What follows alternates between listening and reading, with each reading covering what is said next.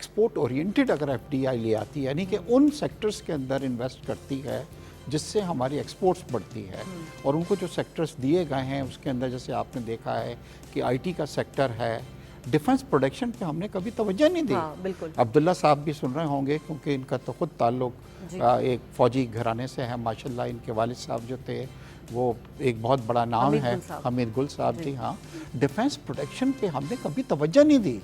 ہم نے کبھی سوچا نہیں تھا کہ یہ بھی ہماری ایکسپورٹس کے اندر اضافہ کر سکتی ہے۔ تو اس بار ایگزیبیشنز ہوتی تھی، آئیڈیاز ایگزیبیشن ہوتی تھی ہاں، مگر اب ہم اس کے پر ہم اس پہ مائننگ پہ دی، اور آئی ٹی کا جیسے بھائی نے ابھی میرے کہا کہ آئی ٹی انڈیا کی ایکسپورٹ $150 بلین ہے، ہم $2-3 بلین پہ اٹکے ہوئے ہیں، بٹ انشاءاللہ آپ دیکھیں گے کہ آئی ٹی کے اندر، کیونکہ ابھی کچھ دنوں پہلے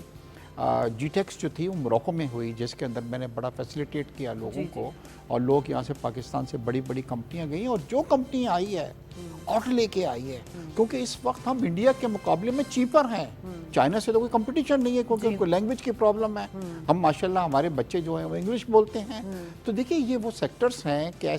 جس کے اوپر ایس آئی ایف سی پہ اچھا ہمیں ایک پرابلم یہ آتی تھی کہ باہر کا خاص طور پہ گلف کا کوئی انویسٹر جب آتا تھا انویسٹ کرنے تو اس کو جناب بڑی مشکلات پیش آتی تھی۔ عبداللہ نے بھی جیسے کہا کہ اب ہمیں ون ونڈو پہ آ گیا ہے یہ